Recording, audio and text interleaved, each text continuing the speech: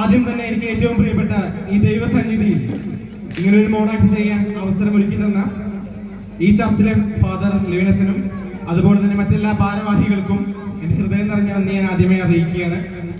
അതുപോലെ തന്നെ ഓരോ പ്രാവശ്യം മോണാക്ട് ചെയ്യുമ്പോഴും എന്നെ തുടർച്ചയായി പ്രോത്സാഹിപ്പിച്ചുകൊണ്ടിരിക്കുന്ന ഈ ഇടവകയിലെ മാണിച്ചായൻ, പ്രതി ചേച്ചി, അതുപോലെ തന്നെ സുമാൻഡി തുടങ്ങി നിരവധി പേരുണ്ട്. അവർക്ക് എല്ലാവർക്കും എൻ്റെ ഹൃദയം നിറഞ്ഞ നന്ദി ഞാൻ ആദ്യമേ ഈ അവസരത്തിൽ അറിയിക്കുകയാണ്. തുടർന്ന് എൻ്റെ ഗുരുനാഥൻ ബിപിൻ മാസ്റ്റർ, കലാഭവൻ നൌഷാദ് സാറിനുമുള്ള നന്ദി അറിയിച്ചുകൊണ്ട് എല്ലാവരെയും എൻ്റെ മോണാക്ടിലേക്ക് സ്വാഗതം ചെയ്യുന്നു. നമസ്കാരം. ഉത്തരം കിട്ടാത്ത 1000 ചോദ്യങ്ങളുമായി കർണാടകയിലെ ഗംഗാവലിപ്പുഴ ആവാഹിച്ചെടുത്ത അനാസ്ഥയുടെ രക്തസാക്ഷി അർജുൻ എന്ന മലയാളി പുഴയുടെ 72ാം നാൾ കരയടിഞ്ഞെങ്കിലും നിസ്സഹായതയുടെ പട്ടടയിൽ ശേഷക്രിയയിലൂടെ എരിഞ്ഞമർന്ന മാനവികതയിലേക്ക് എത്തി നോക്കാം. അല്ല, ഇനിയെങ്കിലും അടക്ക് തിരിച്ചു പൊക്കൂടെ? എങ്കിട്ട് ഇല്ലപ്പാ, ഓനെ കൊണ്ടല്ലാതെ ഇനി ഞാൻ നാട്ടിലേക്കില്ല. ഇനി തിരിച്ചു കിട്ടുന്ന തോന്നുന്നുണ്ട് അടക്ക്. ഫുൾ കവർ ഇൻഷുറൻസിലെ വണ്ടിയല്ലേ, JD എൻട്രി ചെയ്താ ടോട്ടൽ ലോസ് കിട്ടുമല്ലോ.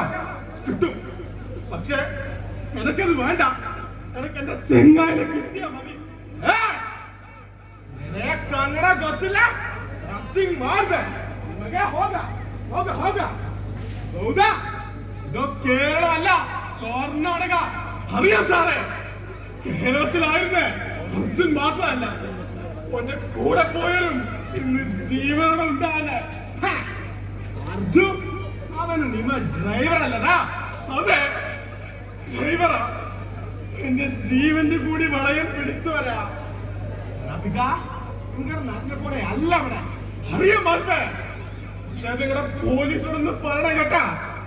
നമ്മുടെ നാട്ടിലുണ്ട് ഹിന്ദുവും ക്രിസ്ത്യനും മുസൽമാനും കോൺഗ്രസും കമ്മ്യൂണിസ്റ്റും BJP-യും. പക്ഷേ ഒരാപത്തുണ്ടായ അതിലൊരു ജീവന്റെ തുടിപ്പ് കണ്ട അടച്ചോന് പോലും വിട്ടി കൊടുക്കൂല ഞങ്ങള് മലയാളികൾ.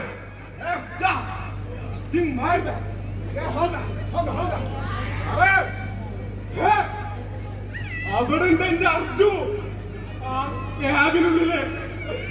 എനക്കെന്റെ ലോറി വേണ്ട, അതിലെ തടിയും വേണ്ട. എനക്ക് ഓനെ കിട്ടിയാ മതി. ഓനെ മാത്രം. അത് ജീവനോടല്ലെങ്കിൽ മറ്റേ മയ്യത്തായിട്ടെങ്കിലും ഞാനോ എന്റെ അമ്മയ്ക്ക് കൊടുത്ത വാക്ക. കാണണ്ട, ഇനി കാണണ്ട. എനിക്ക് എന്റെ കുട്ടനെ ചീഞ്ഞടിഞ്ഞ് പൈസങ്ങളെ കൊത്തി വലിച്ച് ശിരസെന്റെ കുട്ടനെ എനിക്കിനി കാണണ്ട. അമ്മേ, മാപ്പ്. അമ്മയുടെ മോനെ ജീവനോടെ തിരിച്ചു തരാൻ എനിക്കായി. ഇങ്ങനെ കരഞ്ഞുകൊണ്ടിരുന്നാൽ എങ്ങനെ? കർമ്മങ്ങൾ നടത്തണ്ടേ? ഇനി എന്തിനാ മക്കളെ കർമ്മങ്ങള്? അവന് മോശം കിട്ടാറാ? ചിതയ്ക്ക് തീ കൊളുത്തുമ്പോ എന്റെ മക്കളുടെ കൂട്ടത്തില് ആ മനാഫ് ഉണ്ടാക്കണം. അതെങ്ങനെയാ? അവൻ 4ാം വേദക്കാരനല്ലേ?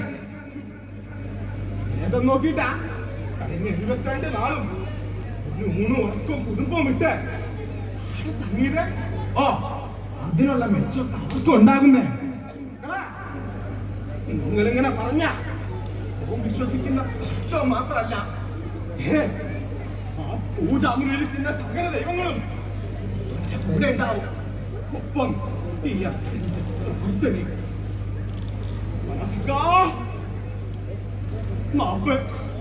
അവർക്ക് എന്നെ വേണ്ടായിരുന്നു മനാഫിക്ക. ഗംഗാവലിപ്പുഴയുടെ വെള്ളത്തിൽ തെളിഞ്ഞു കിടന്നപ്പോ ഈശ്വർമാൽപ്പെ മാത്രം ഞാൻ കണ്ടത്.